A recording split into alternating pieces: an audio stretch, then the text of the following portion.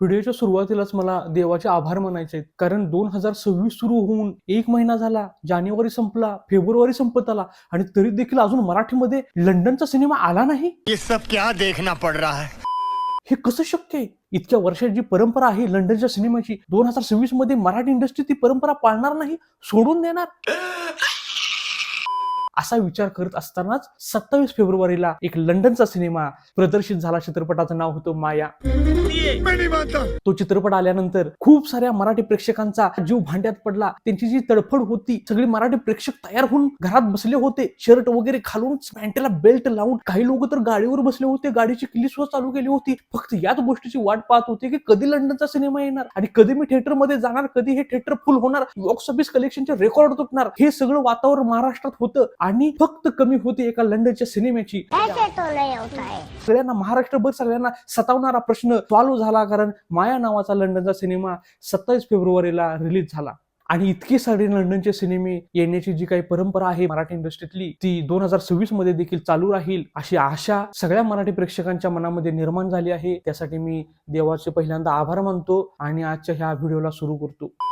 तुम्हाला माहितच असेल, सुरुवातीला मराठी चित्रपट कोल्हापूरमध्ये बनायचे, खूप मोठ्या प्रमाणात बनायचे. हळूहळू ते मराठी चित्रपट पुणे मुंबईमध्ये सरकले, प्रगती झाली आणि त्यानंतर अचानकच ते सगळे मराठी चित्रपट, सगळे नाही पण भरपूर सारे मराठी चित्रपट लंडनमध्ये बनवू लागले. किती मोठी प्रगती! जागतिक दर्जावर मराठी सिनेमा गेला असताना एक मराठीतला डिरेक्टर येऊन एका पॉडकास्टमध्ये काय म्हणतो, त्या डिरेक्टरचं नाव आहे हेमंत ढोमे. ते असे म्हणाले की मी पहिल्यांदा बघतोस काय मुजराकर हा चित्रपट लंडनमध्ये केला आणि तो सबसिडी मिळवणारा पहिला चित्रपट ठरला आणि त्यानंतर फक्त सबसिडीसाठी मराठी सिनेमे बनवू लागले. असे हे कसे काय म्हणू शकतात?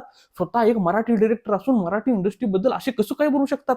म्हणजे तुम्हाला काय म्हणायचं आहे, जे काही मराठी चित्रपट येतात ते फक्त सबसिडीसाठी बनतात, त्यामध्ये चांगली स्टोरी नसते, कथानक चांगलं नसतं, त्याचा स्क्रीन प्ले डायलॉग चांगला नसतो. किती मोठे मोठे विषय असतात मराठी चित्रपटाचे जे लंडनमध्ये बनतात ते. मी तुम्हाला काही उदाहरण देतो, ताजी उदाहरण आहेत. वडापाव किती मोठा महत्वाचा विषय, कशा पद्धतीने मांडला होता तुम्ही. मी रिव्ह्यू केला, हे तुम्ही रिव्ह्यू पाहू शकता. त्यानंतर दुसरा एक चित्रपट कैरी नावाचा, किती सेन्सिटिव्ह विषय आहे कैरी हा. तो चित्रपट देखील लंडन मध्ये बनला होता. काही ते आर्ट डिझाईन होतं, काही ते कॉस्ट्युम्स होते, काही ते कथानक होतं, काही ते ट्विस्ट होते. किती मोठी कथा होती, कशी ती त्या 2 तासात बनवली होती, आश्चर्यच आहे. त्यानंतर आणखीन एक चित्रपट लंडन मिसळ. आणखीन खूप सारे असे चित्रपट जे लंडनमध्ये बनले. किती महान होते ते, किती महान विषय होता, किती रुटेड विषय होता, प्रेक्षकांच्या मनातला विषय होता. प्रेक्षकांना वाटत होतं की अशा विषयावर का मराठी चित्रपट येत नाहीत, आणि ते चित्रपट मराठी इंडस्ट्रीने बनवले आणि तेही आपल्या मातीत नाही, लंडनमध्ये जाऊन बनवले. किती महान गोष्ट केली, किती मोठं कार्य केलं, किती बॉक्स ऑफिस कलेक्शन झालं बघा. लंडनच्या सिनेमामुळे मराठी इंडस्ट्रीचं बॉक्स ऑफिस कलेक्शन किती मोठं झालं. सैराट 100 कोटी वगैरे ठीक आहे हो, हे काय होत राहतं, पण लंडनच्या सिनेमाचं कलेक्शन, लंडनच्या, किती महान. आणि असं असताना कोण तर म्हणतं की लंडनचे सिनेमे सबसिडीसाठी बनतात. मी अजिबात ही गोष्ट मान्य करणार नाही. मी खूप सारे लंडनचे सिनेमे थिएटरमध्ये जाऊन पाहिलेत. अतिशय महान सिनेमे होते ते. प्रेक्षकांना अजिबात गृहीत धरलं जात नव्हतं, प्रेक्षकांना बालिश समजलं जात नव्हतं अजिबात, त्यांना स्पून फिडिंग अजिबात केलं जात नव्हतं. काही ते डायलॉग नाटकासारखे किंवा मालिकेसारखे अजिबात वाटत नव्हते. प्रॉपर सिनेमा वाटत होता तो. काय ते विषय, महान विषय, मोठे विषय, इतकं कथानक मोठं की आम्हाला प्रश्न पडतो की हे 3 तासाची 4 तासाचा पिक्चर पाहिजे होता हा तुम्ही 2 तासामध्ये बसवलाच कसा? काही ती कॉफी केलेली दाखवली जाते लंडनच्या सिनेमात, काही तो चहा बनवलेला दाखवला जातो, काही तो वडापाव बनवलेला दाखवला जातो. किती छोट्या छोट्या गोष्टी दाखवल्या जातात. काही ते पॉजेस असतात लंच बॉक्स मध्ये, जे इरफान खान सरांनी पॉजेस घेतले त्यापेक्षा महान पॉजेस, त्यापेक्षा महान पेसिंग असणारा हे मराठी चित्रपट. याच्याबद्दल कोणी वाईट म्हटलं मला अजिबात चालणार नाही. आणि मराठी प्रेक्षकांनो, तुम्ही अजिबात काळजी करायची गरज नाही. आता 2026 मध्ये माया या चित्रपटाने लंडनच्या सिनेमेचा मुहूर्त केलाय. 2026 मध्ये देखील लंडनचे सिनेमे भरपूर येतील आणि मराठी प्रेक्षक खूप त्या लंडनच्या सिनेमाला प्रतिसाद द्यावा तुम्ही. जर तुम्ही नाही दिला तर खूप सारे कलाकार इंटरव्ह्यू मध्ये येऊन असं म्हणणार आहेत की मराठी प्रेक्षकच मराठी सिनेमा बघत नाही, मराठी प्रेक्षकांना साऊथचा सिनेमा आवडतो, ते हवेत उडून डान्स करतात, फायटिंग करतात, ते तुम्हाला आवडतं, पण मराठी सिनेमा तुम्हाला आवडत नाही, असे तुम्हाला काही लोक म्हणतील, काही कलाकार म्हणतील. त्यामुळे तुम्ही लंडनचा सिनेमा हा थिएटरमध्ये जाऊन पहा. मी जे काही बोललो ते पटलं ना तुम्हाला खरोखरच वाटते ना लंडनचे सिनेमे खूप महान असतात, लय मोठा विषय सांगतात, ते खूप मोठा कंटेंट असतो, खूप महत्वाचा कंटेंट असतो आणि तो कंटेंट 4 तासात सांगणं शक्य नसतं, म्हणून ते खूप चांगला स्क्रीन प्ले लिहून, खूप चांगले डायलॉग लिहून तो कंटेंट 2 तासात बनवतात. हे खरं वाटतंय तुम्हाला? तुम्ही कैरी हा चित्रपट बघितलाय का? तुम्ही वडापाव चित्रपट बघितलाय का? तुम्ही आणखीन काही जे लंडनचे चित्रपट होते ते बघितलेत का? मला असं वाटलं की त्या चित्रपटाचा जीव ना अगदी एवढा होता, म्हणजे कोंबडी एवढा जीव होता. काही चित्रपटातला कोंबडी एवढा सुद्धा जीव नव्हता, चिमणी एवढा जीव त्या चित्रपटाचा, आणि तुम्ही तो 2 तास दाखवू द्या आम्हाला, कसं बघणार आम्ही? आणि परत तुम्ही म्हणायचं की मराठी प्रेक्षक मराठी सिनेमाला येत नाही, तुम्हाला साऊथचे चित्रपट आवडतात. मी असं देखील म्हणत नाही की तुम्ही लंडनचे सिनेमा बनवू नका. हे पहा, लंडन मध्ये सिनेमे बनवल्यानंतर जर तुम्हाला त्या तिथल्या सरकारकडून जर सबसिडी भेटत असेल, जर त्यातून प्रोड्युसरला थोडासा फायदा होत असेल तर काही हरकत नाही. लंडनचे सिनेमे यावेत, मी हे स्पष्टपणे सांगतोय, लक्ष देऊन ऐका. जर लंडनचे सिनेमे आलेत आणि प्रोड्युसरला काही सबसिडी भेटली, काहीही चुकीचं नाही. चुकीचं काय आहे ते लक्षात घ्या. तुम्ही अशी स्टोरी निवडा जी स्टोरी लंडन मध्ये दाखवली तर ते आम्हाला पटावी की ही स्टोरी लंडन मध्ये घडू शकते. दुसरी गोष्ट म्हणजे त्या स्टोरीमध्ये काहीतरी जीव असावा, कंटेंट असावा चांगला, ती स्टोरी लोकांना थिएटरमध्ये येऊन पाहावीशी वाटावी, असा काहीतरी त्यात कॉन्फ्लिक्ट असावा. प्रोड्युसरचे पैसे आणि प्रेक्षकांचे पैसे नाहीत का? प्रेक्षक काही दरोडे टाकून पैसे आणतात का? त्यांचे पण कष्टाचेच पैसे आहेत ना, मग त्यांना सुद्धा त्यांचे पैसे फिटावे असा कंटेंट मिळणं गरजेचं नाही का? जसं प्रोड्युसर असा विचार करू शकतो की बाबा सबसिडी भेटल्यानंतर मला थोडासा आर्थिक मदत भेटेल, तसं प्रेक्षकांना देखील तुम्ही जो काही कंटेंट दाखवताय, जे लंडनचा सिनेमा दाखवताय, तो पाहिल्यानंतर त्यांना देखील असं वाटणं की बाबा मी जे काही गाडीत तेल टाकून आलो माझ्या सगळ्या फॅमिली बरोबर, हे 250-200 रुपयाचं तिकीट काढलं, माझ्या सगळ्या फॅमिलीचं तिकीट मिळून 1000 रुपये मी खर्च केले, तिथले महागडे पॉपकॉर्न आणि इतर सगळ्या गोष्टी मॉल मधल्या घेतल्या, म्हणजे माझं हे जे बजेट आहे हे 1,500 ते 2,000 वर गेले आणि हे 1,500 माझे वाया गेले नाहीत असं वाटणं गरजेचं नाही का? जितकं सबसिडी मिळवणं गरजेचं आहे. मी आणखीन एकदा सांगतो, सबसिडी मिळवणं लंडनची काही चुकीचं नाही, जर मिळत असेल ते मिळवा. आर्थिक गोष्टीचा विचार करणं काही चुकीचं नाही, प्रोड्युसर सुद्धा जगला पाहिजे, परंतु तुम्ही तशा गोष्टी आणा, तशा पद्धतीने त्या गोष्टीला ट्रीटमेंट द्या, त्या पद्धतीचा स्क्रीन प्ले बनवा. जिम्मा चित्रपट लोकांनी उचलून धरला, कारण खरंच तो जिम्मा चित्रपट काही लोकांना, सगळ्यांना आवडला नसेल पण काही लोकांना झाला होता फील, त्यांना तो आवडला होता, त्यांना वाटत होतं की या चित्रपटाला पैसे दिले तर काही बिघडणार नाही, जिम्मा टूला सुद्धा चांगलं यश भेटलं, आणखीन काही चित्रपटांना बॉक्स ऑफिसवर यश भेटलं असेल. इतरांना भेटलं का मला सांगा, तुम्ही कमेंट सेक्शन मध्ये सांगा किती बॉक्स ऑफिस कलेक्शन झाले इतर लंडनच्या सिनेमांचं. म्हणजे फक्त सबसिडी मिळाली की तुमचं पोट भरतं का? तुम्हाला बॉक्स ऑफिस कलेक्शन नको आहे का? तुम्हाला ओटीटी रिलीज नको आहे का? सुरुवातीला काही लंडनचे सिनेमे ओटीटीने सुद्धा घेतले, परंतु आता ओटीटी सुद्धा इतकं ओझं झालंय की ओटीटी म्हणते की आम्ही जे काही मराठी चित्रपट घेतले त्याच्यातून आम्हाला काय भेटत नाही आणि आता आम्ही का घेऊ? कुर्ला टू वेंगुर्ला सारखा चांगला चित्रपट सुद्धा अजून ओटीटीवर नाही, हे मराठी प्रेक्षकांसाठी दुर्दैवाची गोष्ट आहे, लक्षात घ्या. मी तो चित्रपट थिएटरमध्ये पाहिला आणि अतिशय सुंदर चित्रपट आहे. असे खूप सारे मराठी चांगले चित्रपट आहेत ज्यांना थिएट्रिकल सुद्धा चांगलं कलेक्शन झालं नाही आणि ओटीटी सुद्धा घेत नाही त्यांना. हे सगळं जे आहे ना, हे वाईट सिनेमाचं ओझं आहे चांगल्या चित्रपटांवरचं. मी तुम्हाला एक उदाहरण सांगतो. आता हा जो माया चित्रपट रिलीज झाला ना, त्यामध्ये किती वेळा कॉपी पाजायची एकमेकाला, म्हणजे पहिल्यांदा एक कॅरेक्टर दुसऱ्या कॅरेक्टरला कुठं सोडायला जातं आणि मग म्हटलं जातं की मला कॉपीसाठी बोलवणार नाहीस, मग ते म्हणतो की ठीक आहे या, तुम्ही कॉपी तुम्हाला देतो. मग ते आज गेल्यानंतर मला 21 प्रकारच्या कॉपी बनवता येतात, मग त्यातली एक प्रकारची कॉपी बनवून दिली जाते आणि त्याच्यासाठी चित्रपटातले 4-5 मिनिटं घालवली जातात. मला असं वाटलं की ठीक आहे झालं, परंतु पुन्हा एकदा परत आणि कॉपी, परत आणि कोणतर कोणाला कॉपी बनवून देते, परत आणि कोणतर झोपलंय मग ही कॉपी तुझ्यासाठी आणि ह्याच्यासाठी हे 2 कप घे.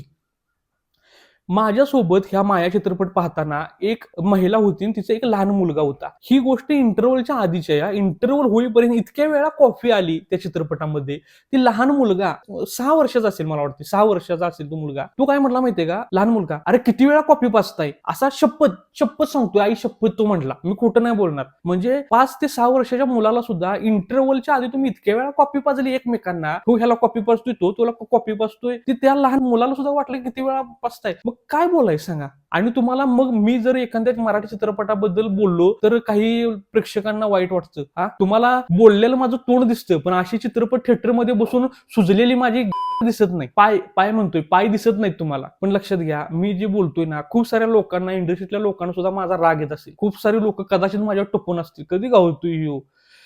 पण तरी पण मी बोलतो, हे प्रेक्षकांवर मी उपकार करत नाही. एखाद्या माणसाला नाद असतो, मी त्यांना नाद, एखाद्या बैलगाडी शर्यतीचा नाद असतो, कुठेही असू दे, लांब बैलगाडी शर्यत, तो जाणारच. एखादं काम मागे सारणार, काहीतरी करणार, पैशाची जुळणा करणार, जाणार. एखादा कुत्र्यांच्या शर्यतीचा नाद असतो, ते जाणार. तिथे माणसं, वेगवेगळ्या लोकांना वेगवेगळे नाद असतात. तसं मला फिल्मचा नाद आहे. आणि मराठी इंडस्ट्रीमध्ये हे जे काही बनतायत ना फिल्म, मला असं वाटतंय की मी कोल्हापूरचा आहे, मला माहित आहे की कोल्हापूरमध्ये काय लेवलचे सिनेमे बनलेत. काही दिवसापूर्वी कोल्हापूरमध्ये 1933 साली कोल्हापूरमध्ये बनलेला हिंदी चित्रपटाचं स्क्रीनिंग झालं. काही दिवसापूर्वीच झालं, कुरुक्षेत्र नावाचा चित्रपट. तो 1933 साली कोल्हापुरात बनलेला, हिंदीमध्ये, लक्षात घ्या. त्यानंतर व्ही शांताराम, भालजी पेंढारकर आणि खूप सारे, दादा कोंडके, इतके सारे चित्रपट आमच्या कोल्हापुरातच इतक्या या लेवलचे चित्रपट बनले. त्यानंतर भरपूर आणि अगदी श्वास, परत देऊळ म्हणा, वळू, खूप सारे, नटरंग, किती चांगले चांगले चित्रपट बनलेत. आणि असं काय झालं अचानक की मराठीमध्ये इतके वाईट चित्रपट बनायला लागलेत किंवा इतके चित्रपट बनायला? तुम्हाला वाटतंय 100 चित्रपट येणं गरजेचं आहे, परंतु लोकशाही, आपण कुणा अडवू शकत नाही चित्रपट येण्यापासून. पण जसं तुम्ही चित्रपट बनवता, प्रेक्षकांना इंटरव्ह्यू मध्ये म्हणता तुम्ही थिएटरमध्ये या चित्रपट पहा, जेव्हा चित्रपट पाहायला येतो प्रेक्षक, आणि जेव्हा असे चित्रपट पाहतो तेव्हा त्यांना काही रिफंड मिळतो का? नाही आवडला म्हणून रिफंड भेटतो का? नाही भेटत. लक्षात घ्या, नाही भेटत. आणि मग त्यानं त्या चित्रपटाबद्दल मत मांडलं तर तुम्हाला राग देखील आला नाही पाहिजे. आम्ही पैसे खर्च करून थिएटरमध्ये तिकीट काढून चित्रपट बघतो, आम्हाला नाही आवडला तर आम्ही त्याच्यावर व्यक्त होणार. आणि जेव्हा आम्हाला माहित आहे की मराठीमध्ये किती चांगले चांगले चित्रपट बनलेत, जेव्हा असे चित्रपट आहेत जे मराठी प्रेक्षकांना गृहीत धरून बनवले जातात, मराठी प्रेक्षकांची फसवणूक करण्यासाठी बनवले जातात, तेव्हा मात्र मग माझ्यासारखा एखादा बोलला तर तुम्हाला वाईट वाटून घ्यायची गरज नाही. आणि वाटलं तर ठीक आहे. काही प्रेक्षक म्हणतात की तुम्हाला साऊथ मधले चित्रपट आवडतात, हवेत उडून फाईट करणारे. आता काय करूया, तिथले जर चित्रपट मराठी लोकांना आवडत असतील तर तिथल्या फिल्म मेकरला जाऊन काय मारूया का आपण? ती जर चांगले चित्रपट बनवत असतील किंवा जसे काही चित्रपट बनवत असतील, ते जर चित्रपट कोणाला तर आवडत असतील, काय करायचं सांगा मला? मग तुम्ही बनवा ना, तुम्ही पण हवेत उडून फाईट करा. म्हणजे आम्हाला ते पण करायचं नाही आणि आम्ही करतोय ते पण चांगलं करायचं नाही, आणि तरी पण सगळा दोष प्रेक्षकांवर ठेवायचा. अरे असं कसं चालेल? की नाही चालणार. एक तर प्रोड्युसर, मी तुम्हाला सांगतो, एका इंटरव्ह्यू मध्ये एक प्रोड्युसर असे म्हणलेले की लंडनची सबसिडी त्यांना मिळण्यासाठी जे काही एजंट, काही लोक असतात ना, त्यांनी ती सबसिडी त्या प्रोड्युसरला दिलीच नाही, मध्येच ती गायब झाली. म्हणजे हे सुद्धा प्रॉब्लेम आहेत. म्हणजे लंडनची सबसिडी भेटली पाहिजे का, त्याचा फायदा उचलला पाहिजे का? तर होय, उचलला पाहिजे, पण त्याच्या बदल्यात तुम्ही आम्हाला चांगला कंटेंट द्या, चांगला चित्रपट द्या. कारण जसं तुमचे पैसे महत्वाचे तसे आमचे सुद्धा पैसे महत्वाचे आहेत. दुसरी गोष्ट म्हणजे जेव्हा एखाद्या गोष्टीचं नाव खराब होतं ना, म्हणजे कानफाट्या नाव पडतं ना, तेव्हा खूप बॅरियर येतात. म्हणजे समजा आता एखादा चांगला लंडनचा सिनेमा आला असतो, खऱ्या अर्थानं चांगला लंडनचा सिनेमा समजा असेल, तर हा जो बॅरियर आहे का नाही, हे जे त्याच्या बॅड पब्लिसिटी, बॅड मार्केटिंगची झाले ना, ते ब्रेक करून तो चित्रपट लोकांपर्यंत पोहोचण्यासाठी किंवा चित्रपटामध्ये लोकांनी गर्दी करण्यासाठी ना, तर हा प्रवास अवघड होऊन जाणार आहे. कारण लोकांनी खूप सारे वाईट चित्रपट लंडनचे बघितले. त्यामुळे एखादा चांगला चित्रपट जेव्हा येईल ना लंडनचा, मी तुम्हाला लिहून देतो, एक तर लोक लगेच हा निर्णय घेऊ शकणार नाही की चला थिएटरमध्ये जाऊन चित्रपट पाहूया. जर काही लोक थिएटरमध्ये जाऊन चित्रपट पाहिला आणि त्यांना जर आवडला, इतरांना त्यांनी सांगितला, तर यामध्ये खूप वेळ जाईल आणि इतके दिवस मराठी चित्रपट थिएटरमध्ये नाही टिकत, तुम्हाला माहित आहे. तर असं ते लंडनची सबसिडी मिळवणे हा एक प्लस पॉईंट जरी असला तरी तुमचं फक्त सबसिडीवर भागतंय का हा प्रश्न आहे. कलेक्शन जे आहे, बॉक्स ऑफिस कलेक्शन, ते नको आहे का हा प्रश्न आहे. ओटीटी रिलीज नको आहे का हा प्रश्न आहे. आणि त्याचबरोबर वाईट सिनेमा जर येत राहिले लंडनचे, तर त्या लंडनच्या सिनेमाचं बोज लंडनच्या सिनेमावर देखील आहे, त्याचबरोबर इतर जे मराठी सिनेमे आहेत त्यावर देखील आहे. कारण मराठी प्रेक्षक ह्या सगळ्या इंडस्ट्रीला एक म्हणून बघतो, एक युनिट म्हणून बघतो. तो प्रत्येक डिरेक्टरला वेगवेगळं बघत नाही. काही डिरेक्टर बद्दल वेगळं आहे मत, जसं की नागराज मंडळी यांना सेपरेट पाहिलं जातं, मराठी इंडस्ट्री पासून वेगळं करून पाहिलं जातं. काही प्रमाणात ते हेमंत डोमे यांना सुद्धा सेपरेट करून मराठी प्रेक्षक पाहायला लागलेत, त्यांच्यावर विश्वास बसलाय आणि त्यामुळं काही लोक एकदमच काही जास्त रिव्ह्यूची वाट पाहत नाही, त्यांच्या चित्रपटाला जातात. परंतु जे काही वाईट चित्रपट येतात ना, त्यांचं ओझं जे आहे ना, ते इतर काही फिल्म मेकरवर पडतं आणि त्यामुळं मला असं वाटत होतं खरंच आरपारला जास्त कलेक्शन पाहिजे होतं, नाही भेटलं. सगळेच 2025 मधले सिनेमे जे आहेत ना, त्यांना खरंच जास्त कलेक्शन भेटायला पाहिजे होतं, पण नाही भेटलं. आणि त्याचं कारण मराठीमध्ये आलेले वाईट सिनेमे हे आहे. ऑलरेडी लोकांच्या हातामध्ये मोबाईल आहे, जगभरातला कंटेंट बघतायत लोक. त्यांना जर घरातून उठून आवरून फॅमिलीला घेऊन किंवा एकटे जरी असले तरी बाहेर पडायचं, ट्रॅफिक कापत मॉल पर्यंत किंवा थिएटर पर्यंत जायचं, तिकीट काढून थिएटरमध्ये बसायचं, 2 तास द्यायचे, तिथले महागडे खाद्यपदार्थ खायचे, इतका सगळा कार्यक्रम जर त्या माणसाला, मराठी प्रेक्षकाला करावा त्यानं, असं जर तुम्हाला वाटत असेल तर मला असं वाटतं की चांगले चित्रपट खूप मोठ्या मोठ्या प्रमाणात यायला पाहिजेत. एक फुल उमललं म्हणून त्याला आपण बाग म्हणू शकत नाही. खूप सारे फुल उमलावे लागतात. 2025 मध्ये चांगलं काम झालंय. खूप सारे चांगले चित्रपट आलेत. 2026 मध्ये किंवा इथून पुढे सातत्यानं 2-3 वर्ष जर चांगले चित्रपट येत राहिले, हळूहळू मराठी प्रेक्षकांचा पुन्हा एकदा मराठी चित्रपटांवर विश्वास वाढायला सुरू होईल आणि मग एखादा चांगला चित्रपट आला तर त्याच्या वाटेला हे दुर्दैव येणार नाही की लोक आलेच नाहीत, कारण लोकांचा विश्वास बसलेला असेल तोपर्यंत लोक जास्त आमचे रिव्ह्यूज येण्याची वाट नाहीत पाहणार. 1, 2, 3 या पहिल्या दिवसातच ते थिएटरला चांगला प्रतिसाद देतील आणि मगच पुढचे 4 दिवस सोमवार, मंगळवार, बुधवार, गुरुवार तो चित्रपट थिएटरमध्ये ऍटलिस्ट एका शोने असेल परंतु टिकेल. आता मला फिल्म इंडस्ट्रीतल्या काही लोकांना सांगणं आहे, मला माहित आहे ते माझे व्हिडिओ पाहत नसतील, परंतु मला त्यांना हे सांगणं आहे की जसे हेमंत डोमे म्हणाले की लंडनचे सिनेमे फक्त सबसिडीसाठी बनले जातात, चांगले सिनेमे बनत नाहीत वगैरे, हे जे काही म्हणालेत ना ते एका इंटरव्ह्यू मध्ये म्हणाले, त्याचा मी काहीतरी डिटेल मी स्क्रीनवर तुम्हाला देतो, तो इंटरव्ह्यू त्यांचा पूर्णपणे बघून घ्या. ते जे म्हणालेत ना तसे तुम्ही देखील पुढे येऊन म्हणा. तुम्ही ही भीती बाळगू नका की परत मला इंडस्ट्रीतले लोक सपोर्ट करणार नाहीत. असं तसं कोण तुम्हाला सपोर्ट करते मला सांगा. गोंधळ्या फिल्मला किती जणांनी सपोर्ट केला? रवी जाधव सर एका इंटरव्ह्यू मध्ये म्हणाले की गोंधळी फिल्म चांगली होती, जे आजपर्यंत आम्हाला करता आलं नाही. ती गोष्ट म्हणजे इफ्फीतला बेस्ट डिरेक्टर हा अवॉर्ड्स आणणं हे गोंधळनं करून दाखवलं, हे रवी जाधव सर एका इंटरव्ह्यू मध्ये म्हणाले. त्याच्या व्यतिरिक्त किती लोकांनी गोंधळ ह्या सिनेमाबद्दल बोललंय मला जरा सांगा. आजपर्यंत गोंधळ या सिनेमाने खूप साऱ्या फेस्टिवलमध्ये खूप सारे अवॉर्ड्स मिळवलेत. अजून देखील त्या गोंधळ सिनेमाचा प्रवास सुरूच आहे. कुर्ला वेंगुर्ला या चित्रपटाबद्दल किती जण बोलले, जारांबद्दल किती जण बोला. जारांना काही प्रमाणात लोकांनी उचलून धरला, त्यानंतर इंडस्ट्रीने सुद्धा उचलून धरला, परंतु इंडस्ट्री सुद्धा आपली मराठी इंडस्ट्री नाही एकमेकाला जास्त सपोर्ट नाही करत. ते तुम्ही बघताच, तुम्हाला ते काही नव्यानं सांगायची गरज नाही. त्यामुळे इंडस्ट्रीतल्या लोकांनी सुद्धा खूप घाबरायची गरज नाही. वाईट सिनेमांचं बोझं तुमच्या चांगल्या सिनेमावर येते असं जर तुम्हाला वाटत असेल तर तुम्ही देखील त्या वाईट सिनेमांबद्दल बोललं पाहिजे. आम्ही बोलतोय त्याचे जे काही दुष्परिणाम असतील ते आम्हाला भोगावे लागतील. काही लोक आमच्या वर नाराज होतील. माझं चॅनेल देखील अजून मॉनिटाईज नाही, मला पैसे येत नाही. जरी चॅनेल मॉनिटाईज झालं तरी पैसे येण्यासाठी $100 कम्प्लीट होण्यासाठी मला लाखो व्ह्यूज येण्याची गरज आहे. तितके व्ह्यूज मला येत नाहीत, मला माहित आहे. मला दर महिन्याला ठराविक पैसा नाही येणार, तरीही मी बोलतोय कारण जसं मी तुम्हाला सांगितलं कुणाला कसला नाद असतो तसा मला हा नाद आहे. ठीक आहे, माझे काही आणखीन 1-2 उद्देश असतील युट्यूब चालवण्याचे, ह्या सगळ्या गोष्टी बोलण्याचे, परंतु हेच जे काही मला सांगायचं होतं ते मी या व्हिडिओ सांगितलं. तुम्हाला माझं मत जर पटलं नसेल तर प्लीज तुम्ही कमेंट सेक्शन मध्ये मला करेक्ट करू शकता. मला ही पूर्णपणे जाणीव आहे की माझंही मत चुकीचं असू शकतं, माझ्या मताशी काही लोक असहमत असू शकतात आणि त्यात काही चुकीचं नाही. सगळ्यांची मतं एकसारखी असणं म्हणजे काय, हे काय जिवंत असण्याचं लक्षण नाही. मतभेद असला पाहिजे आणि ते प्रत्येकाने योग्य शब्दात मांडले पाहिजेत. तर तुम्ही देखील तुमचं मत कमेंट सेक्शन मध्ये नक्कीच मांडा. वन टेक आहे भावांनो, बहिणींनो. मला माझा आश्चर्य वाटते, मला फिमेल ऑडियन्स 40% आहे. माझा फिमेल ऑडियन्स चांगली गोष्ट आहे, म्हणजे महिलांना देखील माझं बोलणं आवडते. तर भावांनो आणि बहिणींनो, माझं हे मत तुम्हाला कसं वाटलं सांगा. मी आता इथंच थांबतो. आपण पुन्हा एकदा एका नवीन मूवीवर चर्चा करण्यासाठी नक्कीच भेटू. तोपर्यंत मी सुदर्शन जाधव तुमची रजा घेतो. धन्यवाद.